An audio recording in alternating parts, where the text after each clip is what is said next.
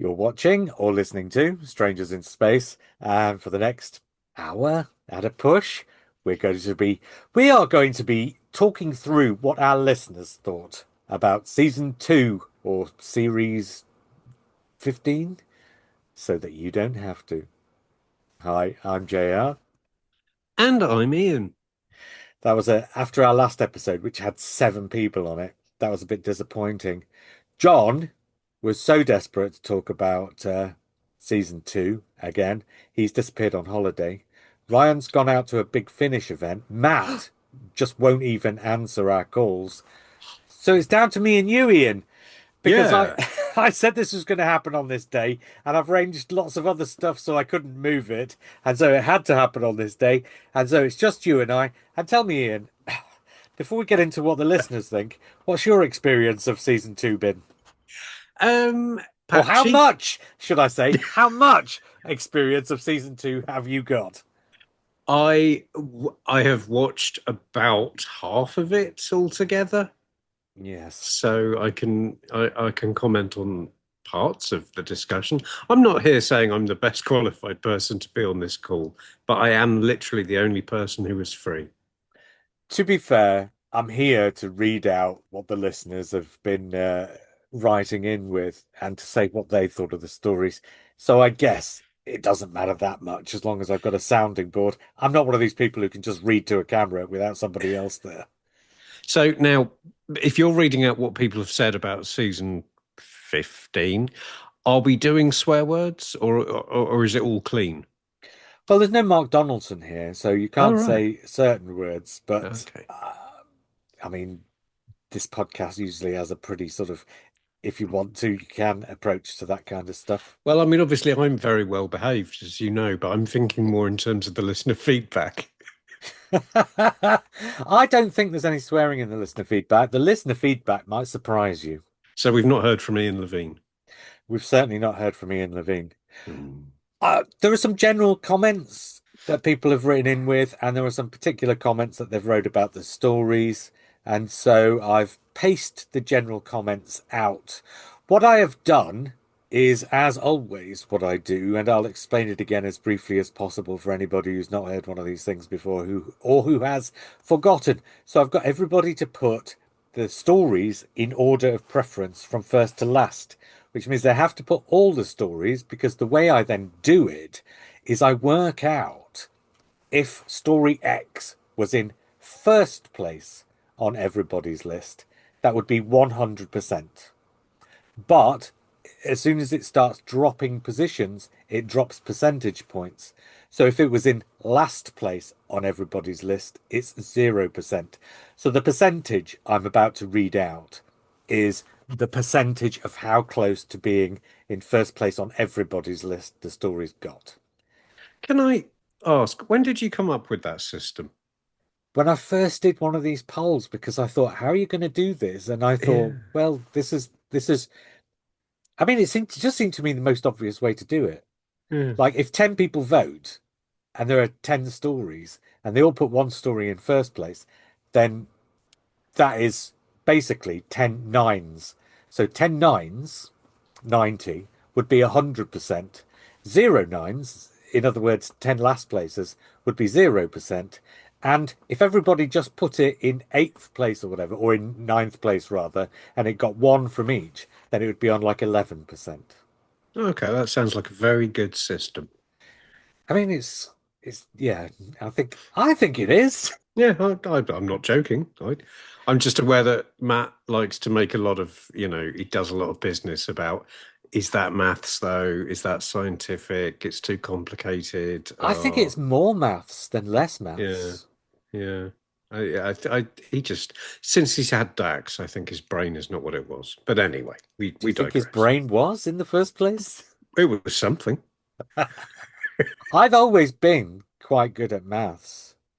I Ah, so or just working things out as well. So, so I think it was just a decision I made without even thinking about it. Anyway, that's enough of a digression about how this works. Let's get into the listeners' actual feedback.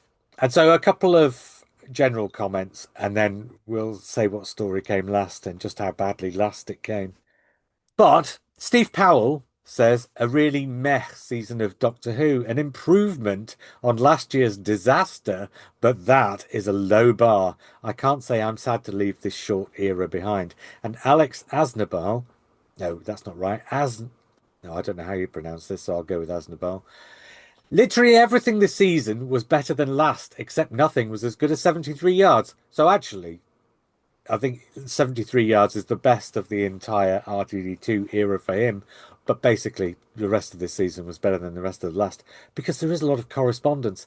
He said it was a much more coherent season of TV, but not necessarily a particularly compelling one, which is a shame. The finale was almost fun, but we need a better Doctor. We need to care a lot more when we get to the finale. RTD needs to realise when he has great cast members like Virada Sethu and use them and stop flogging this unit dead horse. Take time to tell stories and the game playing will naturally follow. As much as it dragged out, the Belinda Poppy ending almost looked like storytelling. I mean, I agree with him on that. I think the Belinda Poppy ending is about the most real thing that's across the 9 episodes. I And given that we know that was kind of a you know, a last minute desperate rewrite. I know only some of it was. Only where it ended up was. The thing itself was meant to happen. The rewrite itself was to massage that into a shape that the season had taken on that it hadn't intended to. I'm sure I heard in RTD's column, which I've not read, that he said the baby was originally supposed to end up with Ruby. Yeah, yeah, because there Yeah, was not supposed to be a Belinda, was there? yeah. Ruby was So, supposed to be across both series. so he's, sort of ended up at a satisfying ending, although it wasn't in his original plan, whereas a lot of things that we assume were in the original plan didn't go down so well. Yeah, I mean, the baby was supposed to end up with somebody. So that Well, that's whole, good. apart from the regeneration itself and the 13th Doctor scene, everything else was as it was supposed to be, except characters were being swapped out for other characters. Hmm. I thought he made a, I mean, we don't know what went on behind the scenes that meant he lost Ruby Sunday for the second series and had to put somebody else in her stead. Ruby Sunday would clearly have been the best character to end up with the baby at the end. Hmm. But he's very fortunate in that because it all goes back to a line from Space Babies, right? Yes. So there's a line in the Space Babies, we wish we were your parents. And that wish becomes real when the wish world thing happens. For Hmm. for whatever reason, that wish becomes real. But when that wish becomes real, fortunately, it's the Doctor who says that line rather than Ruby. Because if it had been Ruby, then the wish becoming real just wouldn't have made sense. But because it's the Doctor who's no longer with Ruby, but he is with somebody else who can become a substitute for Ruby, I think the universe can fold around that. So Hmm. I think it still makes as good a sense as you're going to get it to make. And I think he's just fortunate that that line was said by the right person. Otherwise, it just wouldn't have worked at all. Anyway, we're getting sidetracked a bit. In eighth place. And I've got to say, this got about half the score of the story that was immediately above it. In fact, this whole poll is pretty compressed. Usually on these things, you've got one that's sort of around about the 20%, 15 to 20% mark, and one that's up at the sort of 75 to 85% mark, and there's a fairly decent spread in between. In this poll, we've got this one on 20.3%, and then everything else is squashed between 39.5 and 65.1. So Hmm. the entire rest of the poll is squeezed inside the middle third of the voting bracket, which I don't think I've ever seen on one of these before, which kind of goes to show that there's something for everybody and for everything there's somebody Hmm. except for this story that's coming last, which which wasn't all that popular. Do you want to guess what came last? Yeah. Uh, and this is not based on. opinion or prejudice or having seen it. I'm just guessing. Was it The Well? That came last. Yeah, Their sort of Hinchcliffe based under siege horror story. yeah. No, The Well didn't come last. That was. Mm. I'll tell you something about this poll. Obviously, we're quite a Moffat-facing podcast, so our listenership is generally fairly Moffat-facing, not exclusively, but I think during the Moffat era, we were kind of a safe haven for Moffat fans because a lot of other podcasts were just down on Moffat all the time through that era. And so I think our listenership is kind of more attuned to sort of slightly more Moffat-y kind of things. Hmm. But The Well, I think, transcends the kind of partisanship of the sort of showrunner fandoms. And so The Well, I think, was pretty much fairly popular across the board, Hmm. except on this podcast itself. But no, it's the Robot Revolution on 20.3% that came in last. Oh, okay. That's Yeah. interesting. Well, Andy Massey says most I could say is better than Space Babies. Ian Grice, a fabulous introduction for Belinda, but I felt the episode was a bit vanilla. The toy spaceship and robot designs felt too cartoon-like. They both put it eighth, so it was bottom of both their polls. Tim Ullman puts it seventh, so not much higher on his. Silly but entertaining, he says. As always with RTD, the messaging was a bit on the nose. And George Machin puts it sixth, so that's the highest of anybody who commented. He says RTD does Moffat, and if I can't have Moffat, I'll take an invitation like this. And it kind of is slightly Moffat-y. This is not one that you watched, I've seen parts of it. right? And the vibe I got from it was that it was very kind of Christmas special level of Doctor Who. It was visual, it was quite simple. When you say Um, Christmas special, though, do you mean a Moffat-y Christmas special that's a bit more involved, or Good a Lord, no. RTD An Christmas RTD special? Christmas Yeah, special. Yeah.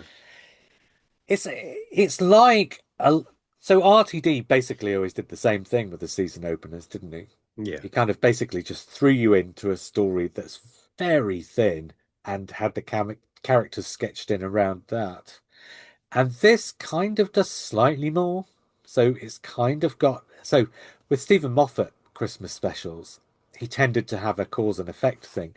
There'd be not necessarily always a prologue, but there'd be something outside of the story that you're watching that causes the things that are in the story that you're watching to be.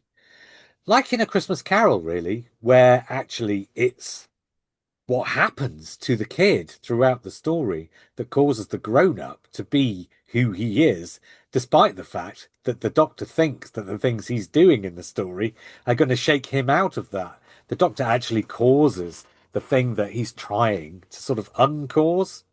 Mm. And the robot revolution is Russell T Davies doing a typical Russell T Davies series opener. In other words, it's a thin story that we're going to throw you into, and you'll see a bit of the characters, but with that Moffat cause and effect thrown in. Only because, therefore, it's Russell T Davies doing it. He's got the cause and he's got the effect, but actually, the correlation between the two is nowhere to be seen. That So, sounds fair. yeah, there's a prologue at the start that tells you where the story is going to end up, but the story itself doesn't take you there. It just ends up there and says, this is where we've ended up on the planet of the incels. Mm. And it was a lot of fun. It was, and I think it looked absolutely magnificent. The Yeah. robots looked incredible. But it really was still quite a thin story, Very thin. Very thin. but fun. And if that's the worst of the season, that says to me this is not a terrible season of Doctor Who, which I guess is a thought we'll come back to. Another general comment. I'm going to do one of these at least between every time we come to a story. Tim Ullman says, what a strange series this was. Some really good standout moments, but then some really lame, uninspiring moments too. I suppose it was ever thus, but RTD does seem to be phoning it in this time around. Everything was kind of weirdly formulaic, with dramatic beats repeated almost shot for shot from the previous series. Russell has always had a formula and nothing seems to have changed. Although, in 2005, RTD only drip-fed bits of continuity in fear of scaring off new viewers. This time around, he chucked so much fan wank at the wall, it was an obscene mural of Rani's, Susan's, and an Omega thrown in for good measure. Shooty is obviously a talented, charismatic actor, but I never really took to his Doctor, although perhaps the problem was with me. I think I'm in the let's all give it a rest and completely reboot the whole thing in a few years' time camp. It seems extremely tired at this point. There's lots of flashy CGI and some big showy moments, but the plotting seems to be made up as we go along. Something just isn't right. A disappointing year. I mean, I think he's wrong about the let's can it and bring it back because there's no promise that you'll bring it back if you can it. And I don't think it needs that anyway. No, and I think he's quite handily condensed a lot of the thoughts I've seen people sharing on social media, and a lot of what I was thinking about it until a couple of weeks ago, and then I sort of had an epiphany, and I thought, well, maybe it's just us, maybe we're just tired of it because we've watched an awful lot of this, and For maybe sure. there isn't as much to go around. If I was eight, maybe that was the best series there's ever been. Oh, for sure. Can you Yeah, imagine being eight and oh no, you've not seen The Well, but you can imagine The Well was like this really spooky thing, and then when it turned out what the monster, for want of a better word, is doing, it became even spookier. And although I think the problem with The Well is if you've seen Midnight, it doesn't work. But if you've not seen Midnight, but if you've not seen Midnight, I can imagine that The Well was just really spooky and really engaging. yeah. Cool. And I think you can probably say that about most of the series. I think so. I think it was all produced to an amazing standard, and the fact that we feel like we've seen it all before is because we're a bunch of middle-aged people. I've been watching this show since 1980. I think it would be better to I think it would be better to refresh itself, but that doesn't mean by going away. That just means by getting somebody else in to dictate Absolutely. the tone. Because the thing is, like, Doctor Who didn't need to go away in 1969 for the Pertwee era to happen. So No. you could No. do a Doctor Who that's, it wouldn't have to be necessarily Earthbound. Actually, you could do a version of Doctor Who where the TARDIS has got something wrong with it and can't get off the planet. So you can visit the future and you can visit the past, but you can't get off the Earth. That would ground it, I think, Yeah. because you'd mostly, I guess, be in the present day. If you went into history, everybody would have some kind of knowledge of what you're doing. And if you go in the future, you do that in order to illustrate something about the present day that we're in now, right?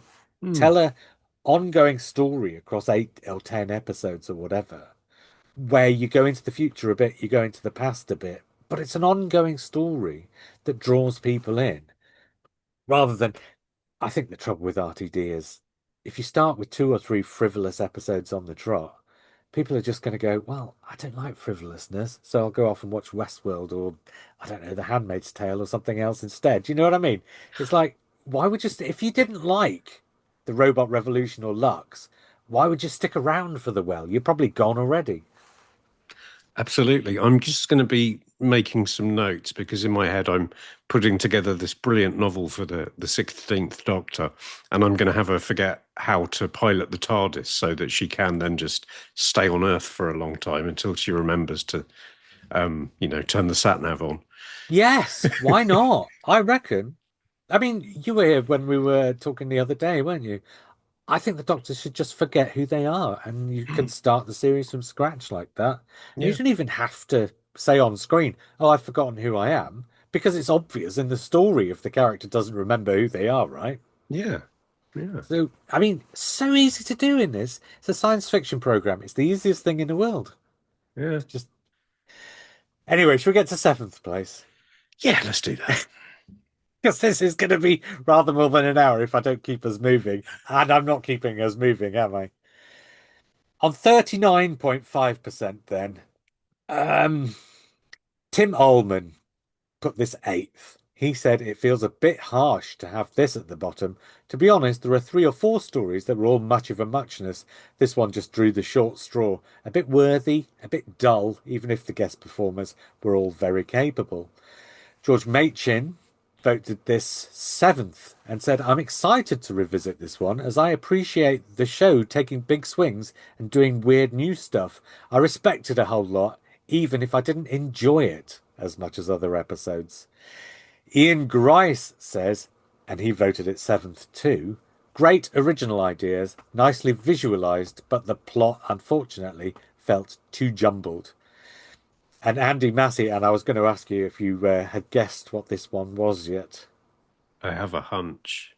Well, there's one more comment which kind of gives it away. Andy Okay. Massey voted this first, and this explains why it's in 7th place. It got 3 that voted it almost last and 1 that voted it first. So for everybody who loved it, there were 3 who were much less enamoured of it. Andy Massey says, nice to see a different setting.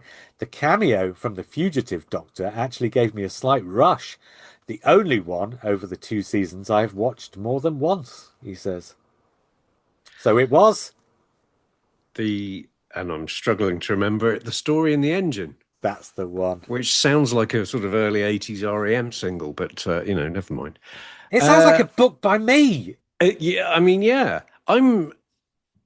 I'm simultaneously surprised and very much not surprised that this did quite badly because it's anyone who's listening who doesn't know, I do a podcast called World Stories in the End, and we go off on all kinds of tangents. And one of the repeated things we come back to is kind of let's get the show doing something a bit different that's not always set in the southeast of England.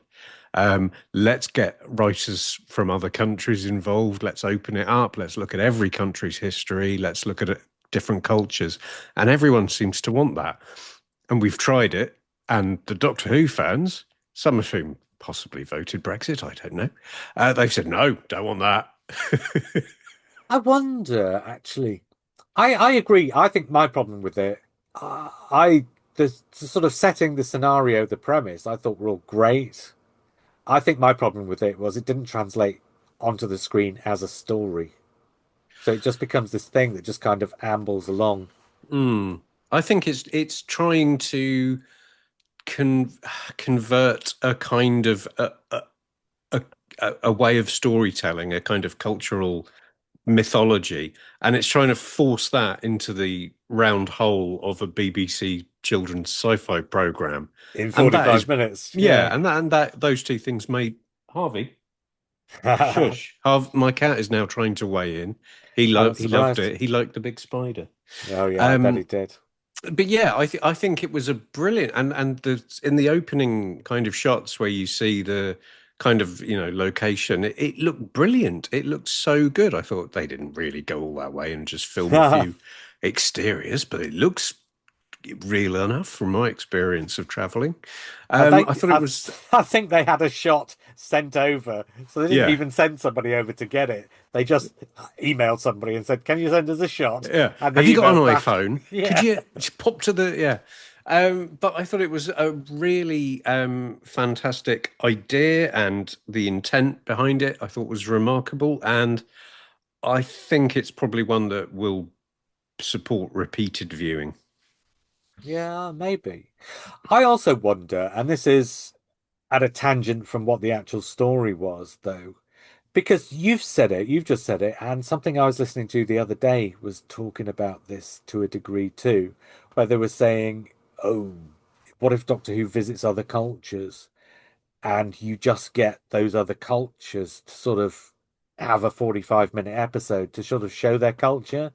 But I think what worked about Doctor Who in the sort of 60s when they did the historicals was it wasn't just a window into another culture. It was about how you react to that culture, about the differences, about showing up the differences. But by taking Belinda out of this story, she's almost entirely missing from a lot of Mm, this story. And by having the Doctor kind of, even though the Doctor is not supposed to be Nigerian, he just kind of goes in and he sort of automatically fits. So I don't think you get a window onto the culture. I think you just get the culture, but you don't get any kind of window that kind of translates the culture into Doctor Who. Exactly. You've got no kind of perspective or, Yeah, audience figure in the story to relate to. And so there's none of that dialogue going on. yeah, maybe that's it. There's nothing to relate it back. And so as sort of intelligent or as interesting as it might have been, it just maybe didn't connect as a story. Mm. Anyway, another general comment from David Ewan says, I have deeply struggled with the RTD2 era. I loved the three specials, 73 Yards and The Legend of Ruby Sunday, but I sort of never came back from The Empire of Death, which was such a crushing, unforgivable disappointment. That's how Matt felt about it, wasn't it? I think that's how everyone felt about it. No, Matt's the one. Well, he's an iconoclast, isn't he? So he keeps telling Yeah, us it's the best episode for years. yeah. Yeah, right, He, Matt.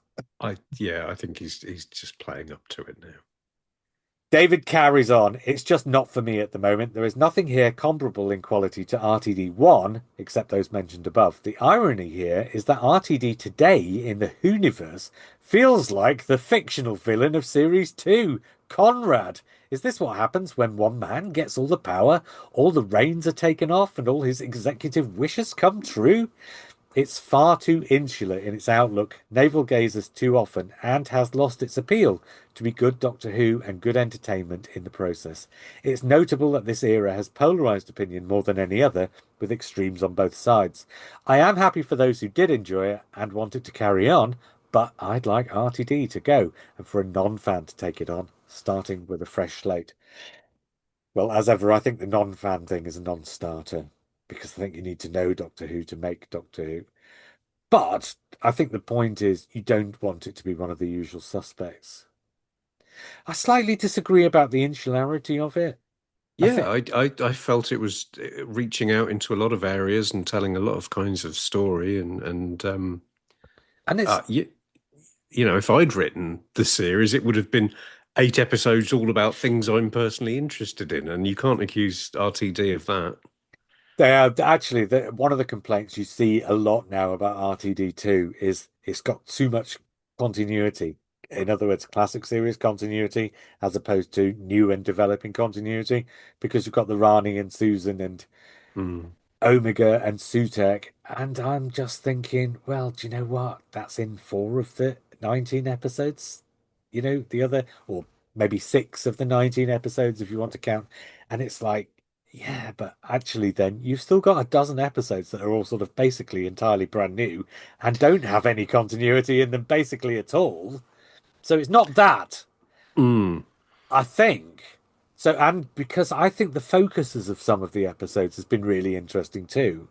And I think RTD's made a really good fist of getting stuff that matters into the episodes. But I think it's the way he's done it. So I'll tell you what I think it is. It's the Mm. tone. He gives Doctor Who a tone that is kind of makes it feel superficial. And so if you can make it feel like it's real people being superficial, then you can buy into that and you can smuggle the sort of more interesting stuff in. So you managed to do that when it was Rose and Jackie Tyler. This time, he's not managed to make any of the companion characters feel anything other than superficial. So if the program feels superficial and it's happening to superficial people, there's no reason to believe in any of it or buy into any of it. And I think that's been the problem this time. Not the continuity, not the subject matter, not the variety of places that it goes to, but the fact that he's not managed to make it feel substantial. Yeah, I think that's fair. One other thing I'd say is that because we're dealing with a much shorter series now, Yes. had these last two series been 13 episodes each, and we were still looking at four of them had involved continuity, then that wouldn't be in the conversation. So part of it is fan perception based on the fact that they're getting a lot less Doctor Who now. Yeah, totally true. Right, in sixth place on 45.5%. I mean, I want you to jump in and tell me instantly, as soon as you recognize from the comments what story might have come in sixth. George Machin votes this eighth and says, The Rani, Jodie's scene, and unit going full battle station. Have you got it yet? I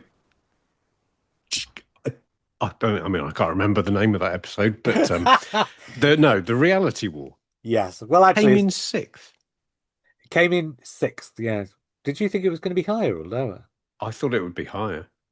Oh, right. RTD's finales always do badly in these Yeah, things. Or yeah, have done since Doomsday anyway. yeah. Mm. Well, and last year's, yeah. Anyway, George Machin says, those were the highlights, but never have I seen an episode of the show so clearly impacted by issues behind the scenes. Belinda was wasted, and the regeneration's outcome has never made me feel so old. Actually, before we go on, that's telling. He thinks the Billy Piper thing makes him feel old. A lot of other people are like, no, the Billy Piper thing is just wrong. But I think George Machin recognizes that actually there is an audience, a younger audience, for whom the Billy Piper thing, as long as it leads to something, could be the most exciting development because you get this amazing actor playing a different role, and then you get to explore what that different role could possibly be it the Doctor or not. And I think it still would be the Doctor.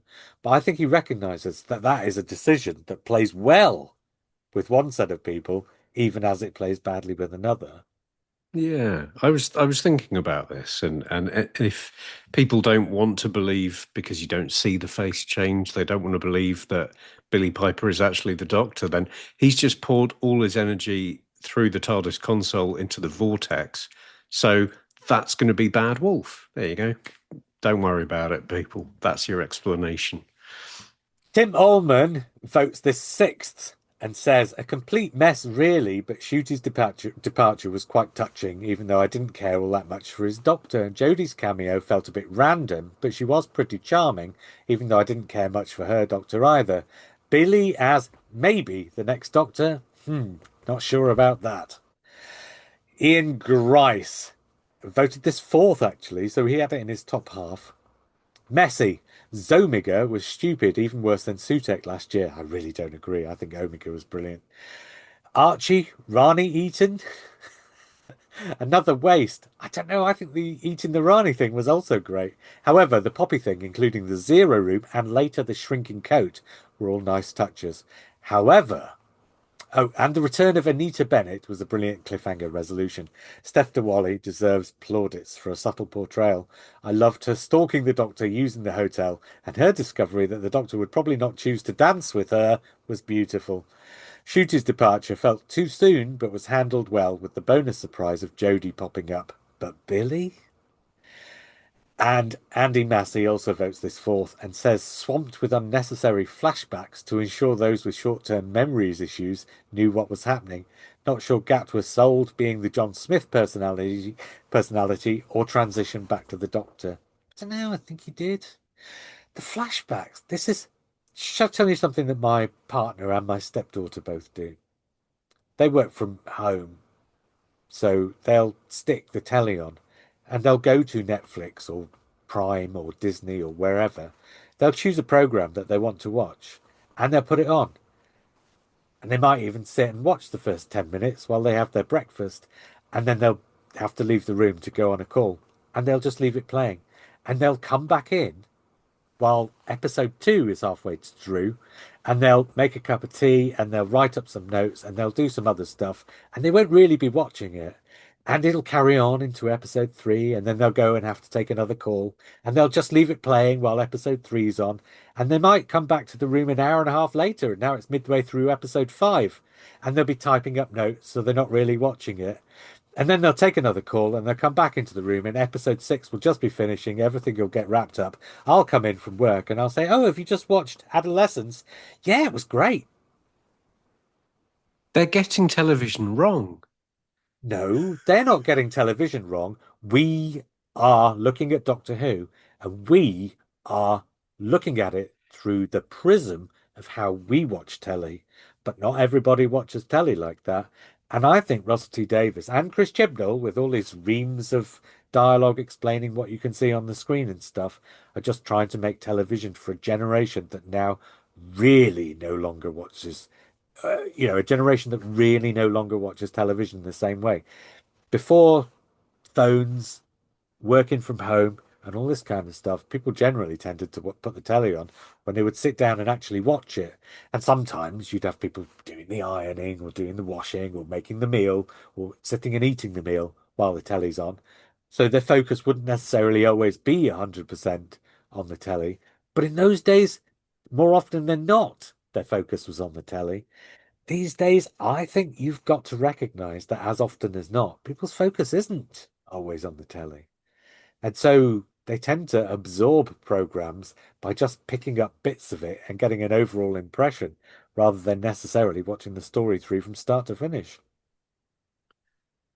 I Oh, mean, your I cat's can't just made an imagine that. appearance.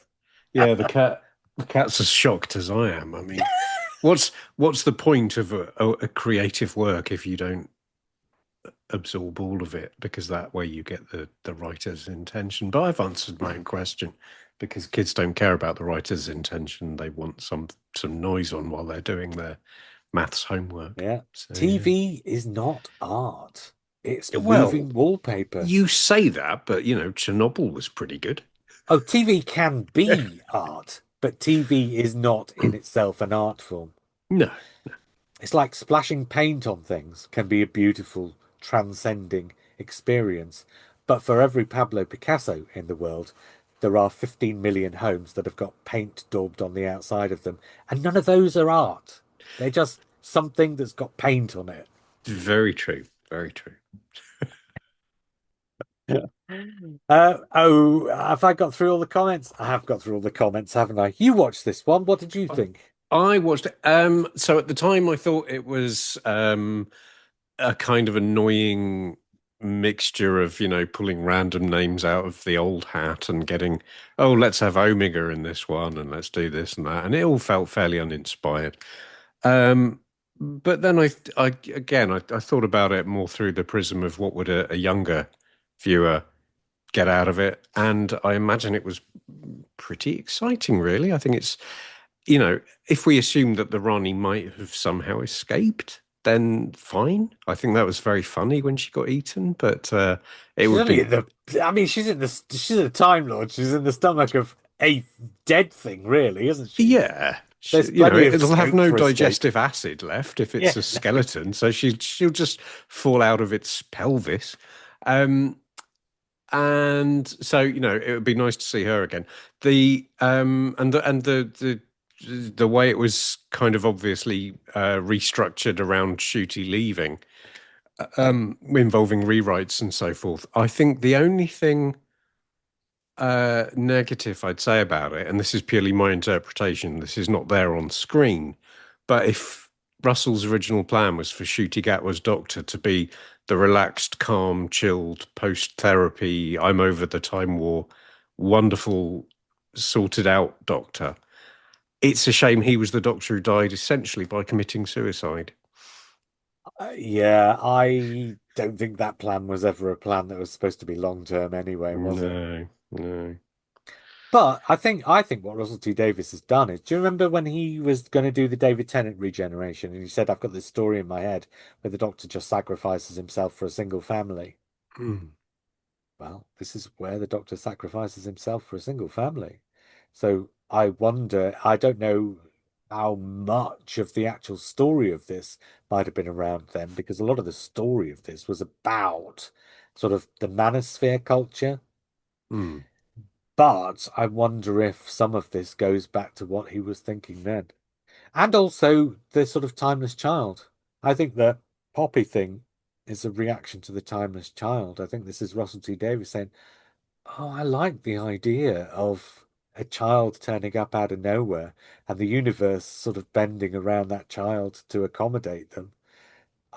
And I personally just think that's a great science fiction idea mm, because it's an idea that can't take place anywhere other than sci-fi, but it relates to the real world and to real emotions and to real issues. And so it's got the best of both worlds. It's proper sci-fi that properly does something that properly relates to the human experience, but does it in a very particular way that you couldn't get anywhere else. I thought it was great, actually. mm. Good. Yes. Okay, Phil Markham says, personally, the second half of the season was the best. The first half was good, but let down by The Well, which I thought was terrible and boring. Shooty settled into the role only to leave. Best RTD finale since 2005, which also, this was something that several people have said. A lot of people hated the Wish World and Reality War, but several people have said, oh, it's the best one since Parting of the Ways. I don't think those two positions are mutually exclusive. In fifth place, on 50.5%, which is a mark of how badly the Robot Revolution did, because this is just below halfway in terms of the numbers, but just above halfway in terms of the percent. So it shows how unevenly the balance was, with Robot Revolution getting so few points. Andy Massey voted this third, so everybody who's written in clearly enjoyed this one a lot. Andy Massey says, fun to watch. Enjoyed the time when the Doctor stayed for a year at the hotel. Big Finish probably have 8 box sets lined up with Jacob Dudman or John Coleshaw doing the Doctor's voice. Ian Grice voted this second and said, loved this homage to Mr. Ben. Some lovely ideas and performances. Joel Fry was a treat, totally. And I loved Steph de Wally. The Doctor and Anita's relationship during the year of enforced confinement was beautiful. George Machin votes this first and says Moffat still has it, and this showed a new side of Shuji's Doctor that I don't think we saw a lot of outside of this episode. And Tim Ullman also votes this third and says, to be honest, it's not my favourite Moffat script, but I have to remain loyal to the Moff. And somehow it's ended up as my favourite Shuji episode from this series.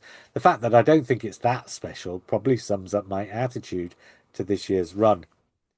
So it came in fifth, Joy to the World, and on a Hmm. Moffat facing podcast like we are, it probably might have been expected to come higher. Wonder if its status as a Christmas special that was slightly outside of the run of episodes also played into the fact that for a few people it seemed to have been one that they've sort of half forgotten. Probably. It's a different, you're when you're looking at a season, you're thinking, oh, this fed into that, so that's important. So I enjoyed that story, and that was kind of setting up stuff that happened in this one. And the Christmas special is always kind of in isolation because it's 6 months before or after the show. And it's either going to be a coda to something or it's going to be a kind of very flappy kind of, preview. So they're often judged in isolation, and maybe that's what's happened here. Well, and although the sort of time hotel thing is the solution to the cliffhanger in Wish World, it's not thereafter anything to do with the story. So it's like they've flown the sort of solution to the cliffhanger in almost rather than made it something natural. A bit like I thought having the crack in time be the solution to what do you do with the angels in Flesh and Stone. I thought that felt flown in because it wasn't I'm anything to not do. I'm not having this fight with you again. I I didn't will think it not was. hear it. I didn't think it was anything to do with the story being told, No, frankly. no, sure. It was a bigger story. Yeah, yeah. So, George of the World seems to have been one that people kind of slightly forgotten or disregarded a bit. Tony Green says, solid season rather than a classic, and I always prefer the Doctor facing big threats in small spaces rather than fighting gods. And so you've had a bit of both this year. Actually, I kind of think it's good that you have a bit of both. I remember during the Hinchcliffe years, one of the things that I notice about that is every threat is going to destroy the whole of reality. You know, one week you've got Sutek who's going to destroy the whole universe, and the next week you've got Planet of Evil that's going to destroy the whole universe, and the next one after that, or couple of stories after that, you've got the Brain of Morbius, where Morbius is going to come back and have his revenge on the entire universe. And it got a bit wearing that it was always the entire universe that was at threat. Yeah. I think there's been a good balance this year of things that are huge threats and things that are small threats. But I think tonally, they've not always judged how to express those threats. So for me, Lux felt like a really small threat, despite the fact that it was a threat on the whole of reality. Yeah. It yes. Ben Jones says, I almost placed Joy to the World first. This is just sort of general comment, but it goes into some stories. I almost placed Joy to the World first simply for being written by Stephen Moffat and therefore inherently more satisfying on a technical story writing level. But for him, Lux wins first place for being the type of story that makes me love the show. Bold, experimental, naughty. Wishworld, the reality war, was similar to last year's finale in that it had a brilliant setup, combining the brothers Grimm with the reality with Brave New World and WandaVision, and then a messy, fumbling finale, and predictably unsatisfying resolution to everything that had been set up. Omega is heralded, pops out of a cupboard, eats the Rani, and the Doctor shoots him with a fucking magic gun. There you go, Ian. I've done the swear, but somehow ended up feeling like it had redeemed itself, probably entirely because of the superb Jodie Whittaker cameo. The new Rani was wonderful. Let's hope she is regurgitated. Shooty's performance was highly variable. For a lot of his run, it felt like, look at me, I'm acting. Especially in the, again, flat season opener. I'm sexy and cool. I'm camp. I'm emotional. I'm a bit edgy and excitable. Signposting character points rather than feeling like a real being. He was also served some very undoctorish scenes. The Doctor, a role model for children, doesn't torture people almost to death because he feels triggered or wish heart attacks upon them. Never cruel, never cowardly. Thought this was going to be part of some The Doctor Goes Evil arc, but was left jarring with no explanation or subsequent character development. It's true, I thought that was going to go somewhere and it Yeah, didn't. it's too significant not to, and who knows? Maybe it is a theme that will be picked up in the next series. Yeah, I don't think so. Not if No, Russell I T Davies isn't around. don't. It may have been something that was supposed to get picked up and then just never got ironed out of that story when all the changes happened. Maybe they'd recorded that or it was too late or whatever before Mhm. the changes happened, and so it goes nowhere. But and yet, says Ben, sometimes he nailed it and became the Doctor. Throughout Joy to the World, Lux, the story in the engine, and the well, he just inhabited the role, and I never doubted his credentials. Shooty certainly had what it took. So it's frustrating he veered off so wildly, so often, and then departed before truly arriving.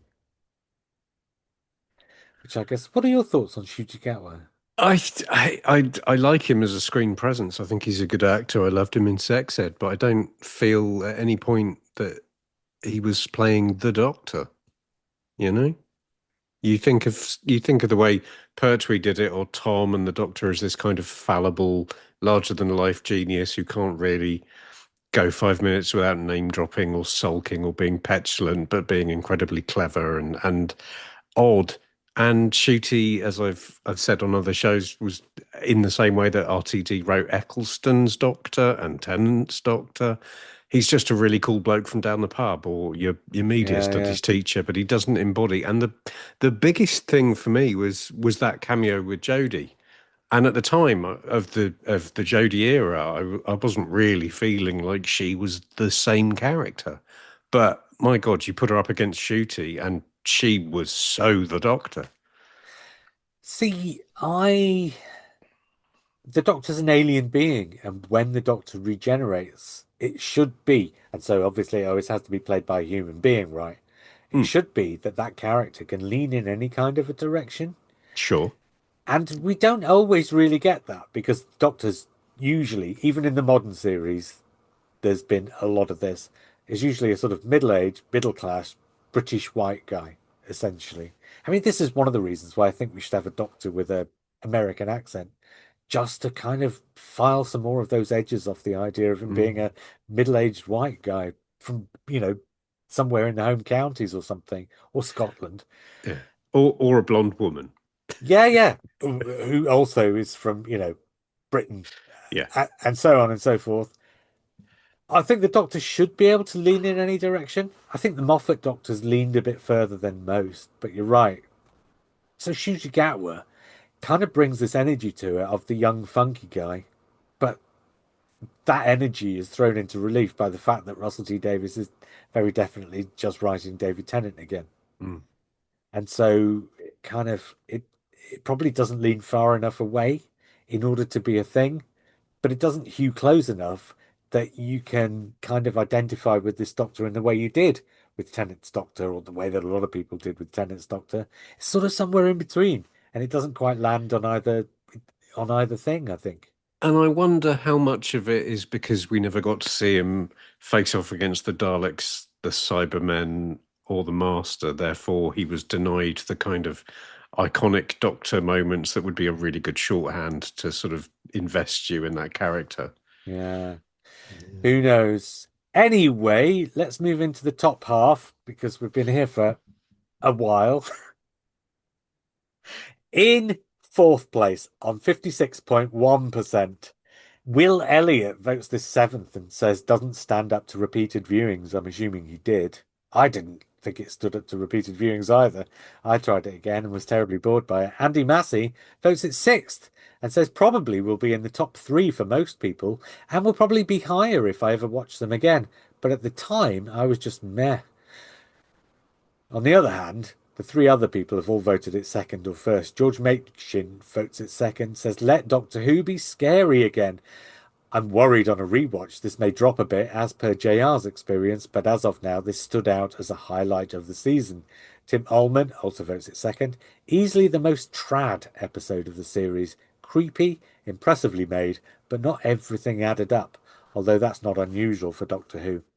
And Ian Grice puts this first and says, oh, and I don't know my Irish, so I'm going to muff this entirely. So I probably won't even bother. Great performances from Somebody Dunn and Rose Ayling Ellis in a wonderfully tense episode. Didn't need the midnight tie-in, though. One of the best episodes for a while. You didn't watch this. I did. The first half an hour is terrific, Doctor Who.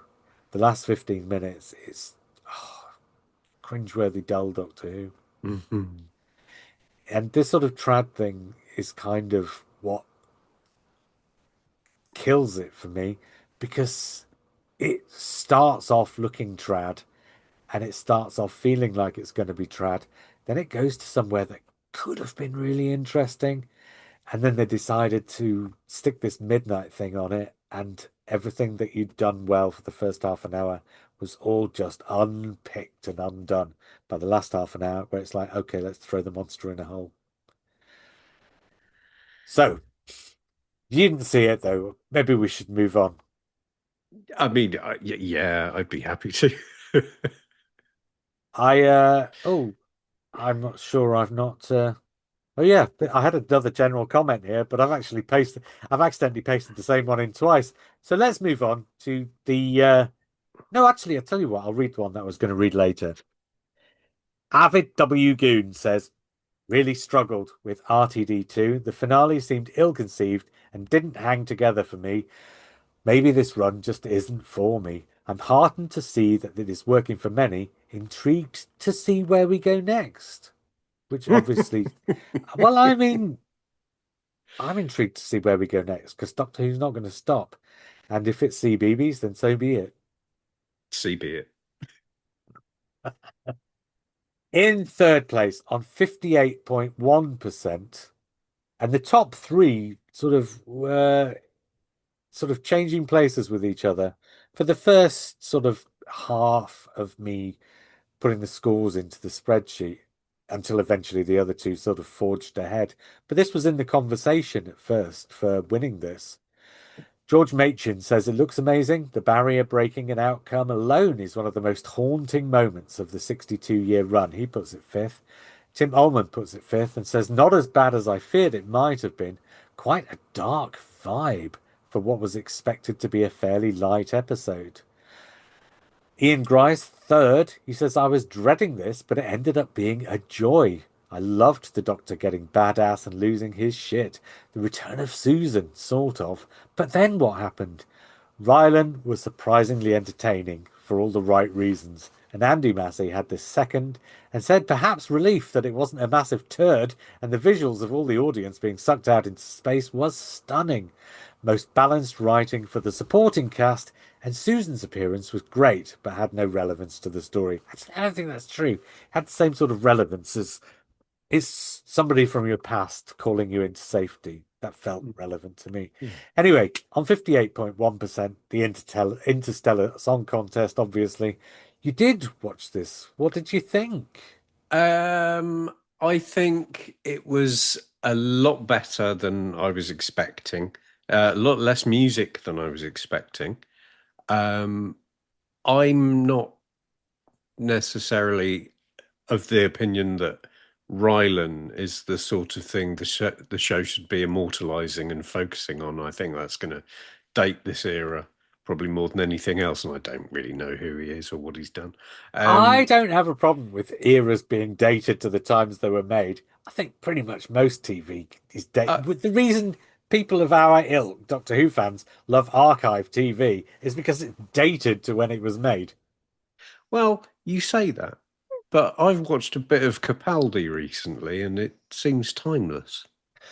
Yeah, I mean, I'm not saying that there shouldn't be room for both things. I'm just saying I don't have a problem with stuff that dates it. I still think Bad Wolf is a great TV episode, and that's doing Big Brother, and it's doing I can't remember what those two girls The off the Trinny and Susanna thing. Brinny and Yeah. Susanna, and it's doing Who Wants no not Who Wants to Be a Millionaire.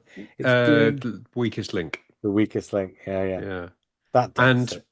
we're always going to watch it and remember what shows are being, you know, pastiched. New viewers will watch it and, okay, they won't know those specific shows, but it's not exactly difficult to get your head around. So, I mean, it's Well, always going to exactly. work, but on two different levels for, depending on what knowledge you bring. With And of Rylan, course, I've never seen him, so he didn't have much baggage for me, and King Crimson dates Spearhead from Space, right? but in a good way. Well, I mean, all a matter of taste. Well, did now. I think this is very clever because King Crimson's career sort of spanned the 70s and the 80s. So it was the perfect song to put on a unit story.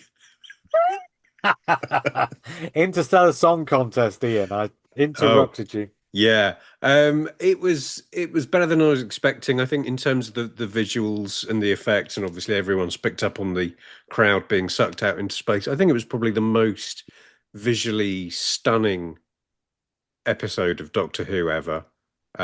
Kind of it reminded me of the prequel trilogy and the Senate in terms of Right, the yeah, yeah. space they were in and everyone had their little pod. Um, yeah, I think this episode kind of is RTD's take that moment to anyone who goes, "Where's the Disney money?" It's all there in that episode, and it looked great. It parts of it annoyed me. I don't like the Doctor torturing people. Um, I thought but that was going to be a thing, yeah, and yeah, I was convinced that was going to be a the Doctor's not being the Doctor thing or something along those it's too lines. out Yeah, of character, isn't it? yeah. Even if even if it's done as a way of crowbarring Susan's cameo in, it's just But yeah. there were two episodes. I can't remember what the other is. There was another episode this series where he goes too far as well, and there's a moment where somebody pulls him up and says, "Doctor, you're going too far. Mm. That's not like you," or something. I think it's Belinda says something like that's not like you. And the same thing happens here. And it felt like that was going to be a story beat that was going to land somewhere. And it never quite did because it could have been there in Wishworld. It could have been in a this hasn't just happened. This has been happening, and we've been drawing you into this place, or something Uh, like that. and again, it comes back to RTD and his original plan versus the reality of what he's had to do and what's had to have been broadcast because of cast decisions or changes or production Yeah, variables. because he's had to accommodate not just Ruby Sunday not being there for the second series, but the Doctor disappearing too. Exactly. And it's So had to accommodate for the Doctor disappearing at the start of production, where you get two extra RTD episodes that presumably wouldn't have been there if he'd have been available instead of Sex Education. So the yeah. whole era has had to put up with more production problems than most other. I mean, all eras of Doctor Who have to put up with production problems, but this sounds like the last year of the 1960s all over again, really. Well, I mean, yeah, I was waiting for them to have to film it all in a tent in a car park. I tell you what, though, it's not been massively successful, and if RTD doesn't go and does come back next year, then that would be a bit like having Eric Saywood and John Nathan Turner be the people who bring Doctor Who back after the 1985 hiatus and say, right, let's get the new blood in and fix it. Eric, John, what do you think? So, so what you're saying is that when we, and I personally won't, but when people tune into Amazon Prime to watch Doctor Who, well, their first story is going to be a continuity heavy trial, and the whole season will be the new Doctor, Billy Piper, on And it'll all trial. be written by Russell T Davies. Oh, I literally can't wait. Although I am volunteering to go and live on Mars now. You know, Doctor Who on Disney and Amazon Prime would be brilliant. It could be absolutely amazing. Um, You've got to give it a try, Ian. I'm not Amazon, not Amazon. Okay. Andy Massey says overall, it's over. You can watch it on DVD. I'll do that. Or, being that it's in Britain, where we won't have to watch it on Amazon Prime. Oh no, you're in America. Damn it. That's not. You see my Yeah, problem. yeah, yeah. Yeah. The English accent, you made me forget. Andy Massey said, overall, I am disappointed not to see more of Gatwa. You can excuse scheduling issues with sex education, but he was at times very much a passenger in the show. Actually, on that note, Russell T Davies did the same thing with Christopher Eccleston, didn't he? He was never the guy who was solving the problem each week. It was always somebody else. And Yeah. Davis said afterwards, oh, I did that deliberately. I wanted to show how the Doctor has a positive effect on the people around him. But at the same time, you run the risk of making the Doctor look ineffectual by doing it like that. Yeah. You run the risk of, going back to the Peter Davison era of having the Doctor as this kind of unfortunate bystander figure. Andy Massey carries on and says he talked in the after show thing of being exhausted, which is surprising as the number of minutes on screen is probably quite low. As for RTD2, he did give me more moments of genuine joy and excitement that have been missing for a while. However, I have never felt the urge to rewatch the first series and probably won't rewatch the second. Bizarrely, the appearance of Jodie makes me want to revisit her run, and let's be honest, it seems like we will all have some free time to do that. Finally, he says, I would like a format change. All of the stories in this run would probably have benefited from a 25 to 35-minute episode time, but with 2 or 3 episodes. In other words, each story would have been an hour or more long. Even if you had 6 stories, you could probably get an 18 run of Doctor Who every 2 years and people wouldn't get so worried. So, in other words, I mean, he's just sort of spitballing what you do with it, but he just thinks you need to do something with it. But anyway, we're up to the top 2 stories now. In second place on 63.5%. I have no idea how this got so high, but it did. Andy Massey says, and he voted this seventh, which I think is just about right, frankly. Clever idea, but Mr. Ring-a-Ding just annoyed me, and the regeneration energy in floating up to space ending was weak for me. Ian Grice puts it fifth, well executed, better than the Devil's Cord. The fan bit was resolved nicely, but still makes me cringe, trying too hard to be meta. You didn't see Lux, did you? I did see Lux. Oh, you did. I just Mm. Russell D Davis is telling this story about films and about film itself and about the nature of film itself and about how light interacts with celluloid in order to create something that feels like life. And then he throws in this great big bit in the middle where it turns into a television program. And it's like, it's not the same thing. I think it's RTD showing his innate RTD core. He can have a great idea. He can do a little couple of tentative footsteps in the direction of that new idea. But then as soon as he stops concentrating on what he's doing, he'll just start writing about TV because that's what he does. Yeah. George Machin says a great example of why the Disney deal was worth it, doing things that couldn't have been done otherwise. And he puts it fourth. And I guess we'll see. We'll see what happens with the next era of Doctor Who, whether we still get stuff like this. He's right. I think the idea to do a story about an animated camera character coming to life is a great idea, but then you just stick him in a room and do nothing with him, I think is the problem. Yeah, we are sort of 40 years on from when the Stay Puffed Marshmallow Man attacked New York in Ghostbusters. We could have had something slightly closer to that. I thought visually it was absolutely fantastic. And the one thing you can say about Mr. Ring a Ding is that that's a hell of an earworm, and I can still hear it. Uh, Right.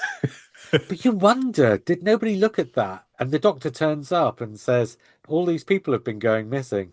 And did nobody think, oh, yeah, because this god, a god, has broken out of a kind of parallel reality and it's in our dimension. And yeah, for the last 4 weeks, it's just been in that room.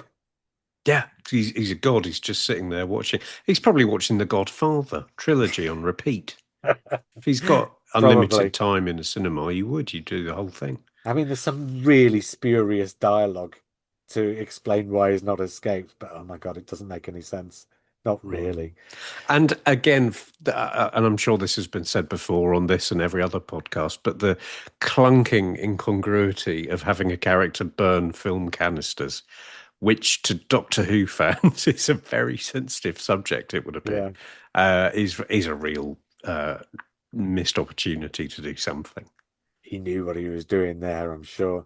Mm. And Tim Ullman says, quite good fun and a fairly clever idea. Alan Cumming seemed to be enjoying himself no end, and he put it forth. And Cumming was great as the cartoon character, right? Yeah, he was amazing, and I loathe Alan Cumming, but he was so Oh, good really? in the studio doing that. I thought he was wonderful. It seems to me like there are lots of great ideas here, but he just failed to turn it into a story, really. Well, again, ask an 8-year-old what they thought of it because maybe it was brilliant. Yeah, maybe. It just didn't go anywhere or do anything. It's just, oh, he's in this room. Everybody goes into the room. He's in the room. They're in the room. Everybody's in the room. The end. Yeah. High Heat Stats. I'm assuming that's an assumed name rather than a real name. Said, I'm not going to actually make a ranking, but just looking at the list, I'm pleased there are many stories I would consider for the top two spots, and no obvious last place choice for me. Overall, a season of consistent high quality, and every episode is debate worthy and thought provoking. And I think on that last point is more or less true. So that leads us nicely into the story that finished first on 65.1%.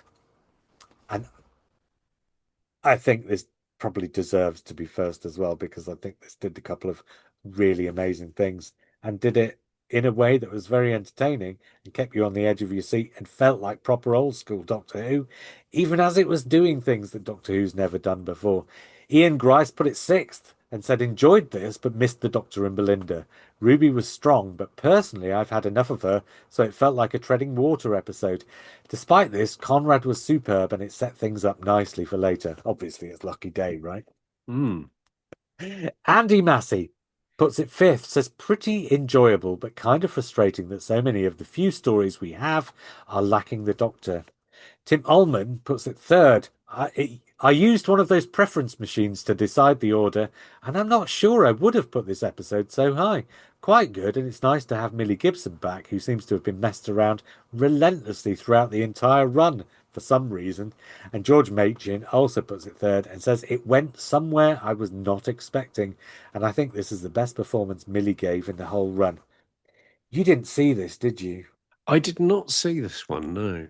I'm wondering if maybe I do need to because it might explain who this Conrad fella is from the Well, finale. you've got the twist. You understand what the twist is. So it's like he's Millie Gibson's boyfriend, and then Mm. it turns out he's just been playing her along. So he can become this sort of, you know, manosphere type conspiracy theory character with a podcast who gets into unit and but this episode was doing some really amazing things that I think have passed a few people by. So a lot of people reckon this Conrad gets chosen by the Rani because he's this incel character. Obviously not an incel by the strictest definition, but I mean that expression's come to mean anybody from this kind of, very much right wing leaning, or even very much left wing leaning, but extremist, and is using social media in the modern world in order to sort of propagate that Extremism. yeah, that Yeah. extremity. But he's there's a really interesting thing with this character, and it's the thing that the story goes to great lengths to put on screen without ever spelling out. And there are a couple of great scenes that mirror each other, where he does something to Unit, and later on they do the same thing to him, but it's not spelled out that that's what's happening. And when they do it to him, the story then goes on to prove something about him that again it never spells out, and that comes back and makes him the perfect character for Wish World. Mhm. And then it goes on and has this epilogue where you get the Doctor stepping into the story to do the speech. And you think this is it's an episode of Doctor Who that's been off to some other places that Doctor Who doesn't usually go. And now we've got the Doctor coming in to prove to us that, phew, this is an episode of Doctor Who after all. And he does this great big speech, and you get this short reply from Conrad that undermines everything that's just happened in that scene with Ncuti Gatwa and leaves you dangling on this precipice of, oh, this episode really wasn't Doctor Who after all. It takes it to this magical place that I think a lot of people just sort of entirely missed or didn't buy into. But I just thought it was one of the most astonishing things that Doctor Who's done for years. So I think Lucky Day just, I mean, it's not entirely without its problems, but I just thought it was an astonishing piece of TV, frankly. And yes, go away and watch it. Well, I will. So correct me if I'm wrong, but for the second year in a row, or for the second season in a row, Yeah, the viewer's favourite is the one that doesn't really feature Shooty Gatwa. yeah. Mm. And this time, Shooty and Belinda are both missing from it, frankly. Oh, which is I wouldn't. I mean, that was one of the reasons I didn't watch it. I thought, no, Belinda, balls to it. Oh, you know, it's an astonishing piece of telly, frankly. Okay. Wow. Well, there we go. And I don't think it's that he's not in it, but I think there's something about him and about Millie Gibson where they're better away from each other when they are together. So I think that maybe has something to do with it. But but like Love and Monsters, it's a story about the Doctor Who universe and about where the Doctor Who universe meets the real world. And I wonder if it's fair to say as well that maybe because the Doctor's a fairly minimal presence in 73 yards and Lucky Day, maybe that is forcing RTD to write more, three-dimensional characters that people are invested in much the same way that he's not doing that with Belinda. Although it's Pete McTighe on this. Oh, oh Yeah, yeah. well, I'll shush my face now then. Oh no, but obviously Russell T Davies has very much got a hand in this as well. So, and Hmm. he and Pete McTighe have collaborated on The War Between the Land and the Sea. So I wonder if there's a certain amount of collaboration going on here too. It Hmm. certainly felt like it, but yeah, the sort of middle four episodes this year all pushed the series in a way that the middle two episodes last year did. And those were both RTD, but I think Hmm. those were both RTD writing against the clock because he'd lost his leading man. So I don't know, a bit like Midnight. Midnight was Yeah. RTD writing against the clock as well, wasn't it? Yeah. So maybe RTD's better when he's got less time to think about it and he just has to get on and do it. And maybe, and this was true first time as well, wasn't it? Because the best episodes in RTD1, by and large, were the Moffat episodes, or the Rob Shearman episode, or the Paul Cornell episodes. And those, believe, are the ones that were least sort of overwritten by Russell T Davies coming in to do rewrites and stuff. So there must be some of that, but less probably with those episodes. So it's like RTD can set, it feels to me like RTD is great at setting it up but better Yeah. when he's letting other people fly with the thing he's set up. Yeah, I think so, and I think it comes back to what we were saying earlier about how he set up a lot of themes which ultimately didn't get paid off, because RTD is having these ideas at the point at which he's got the luxury of time to plan out an era. But then with production problems and issues, and we need to get rid of her. We need to. He's not around this Tuesday.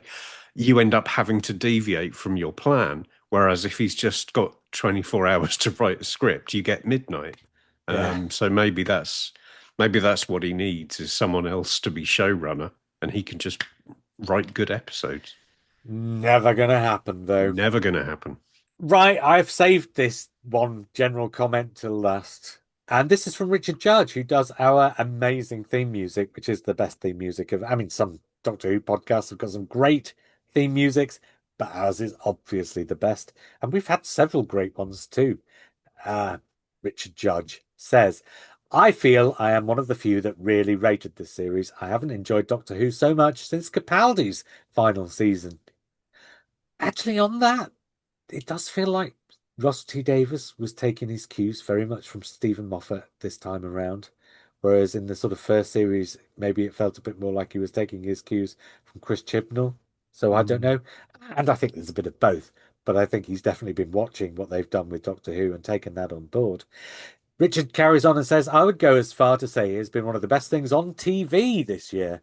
When I made my list, I found it quite difficult to rate them, as at least six of the stories could have been my favourite. Anyway, I'm a bit sad at the moment. I would have loved to have got another season with Shooty. He was getting stronger by the episode. In comparison with his previous incarnations, there has not been a Doctor that has had to display such a wide range of emotions and act in more fantastical situations so far. I think he had a lot more to give.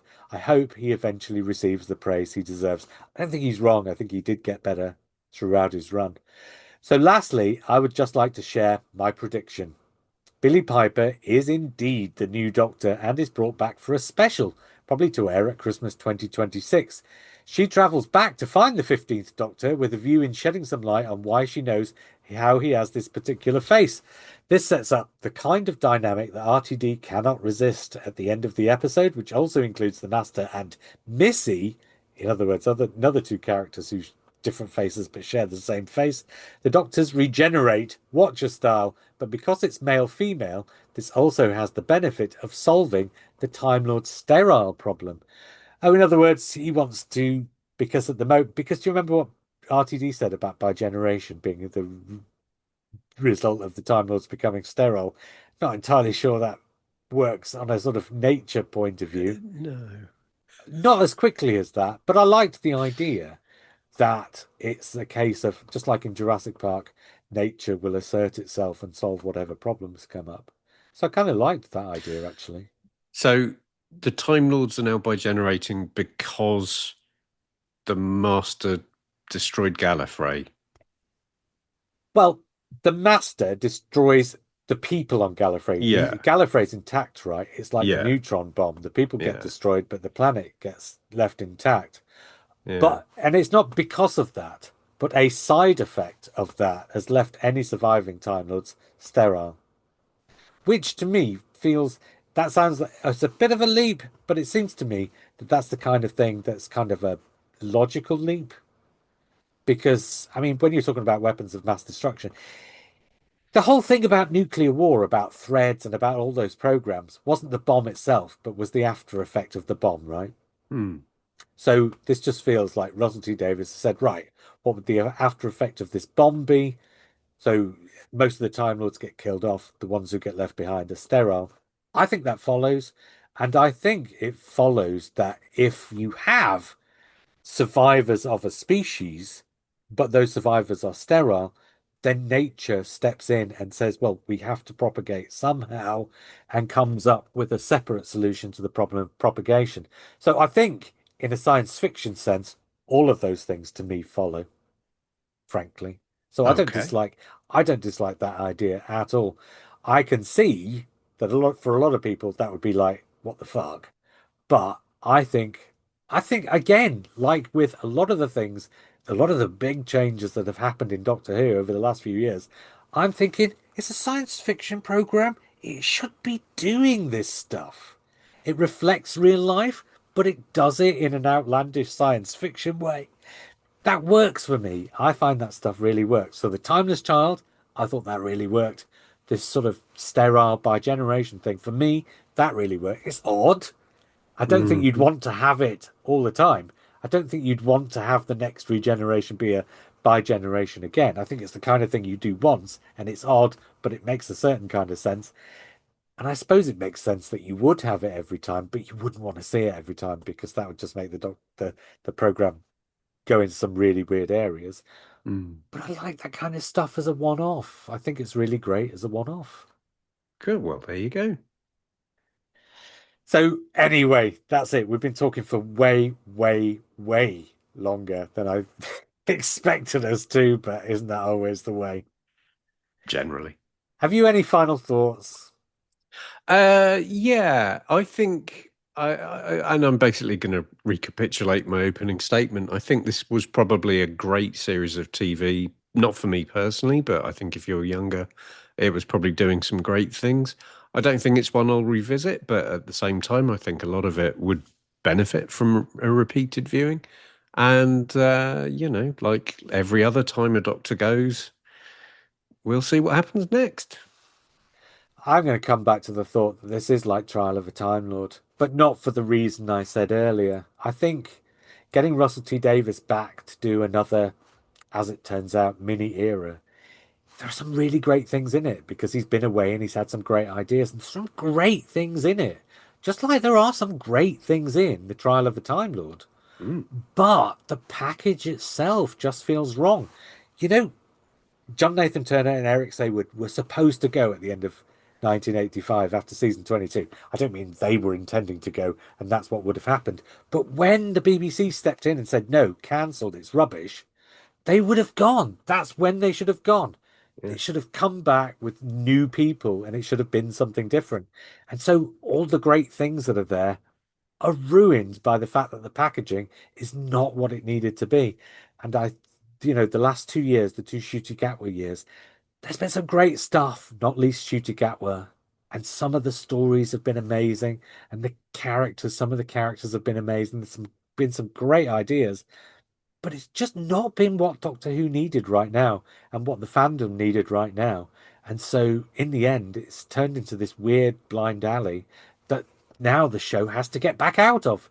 It's kind of got to climb back out of this blind alley that it's sort of taken itself down almost by accident. Just like you needed somebody like Andrew Cartmel in 1987 to get Doctor Who back out of the rut that the Trial of the Time Lord just dug it further into. Whatever you think of the Trial of the Time Lord, it's a blind alley and a dead end. Mm. Well, I think when the show comes back on Amazon and it's like a six-part story like Flux and it's a more serialized drama and it's earthbound and it's all oh, then we will be able to see which works best. Yeah. Fingers crossed. Fingers crossed for something that's just really, really engaging because Yeah. I mean, Doctor Who just, I mean, whatever you think of it or not, Doctor Who's not been as engaging for the last sort of 5, maybe 10 years as it was for the sort of first 10 years of its sort Mm. of revival and just needs to find that engagement again, I think. Yeah. But anyway, that was our season 2 listeners' poll with plenty of input from me and Ian until we come back to talk about all this kind of stuff again. I was JR.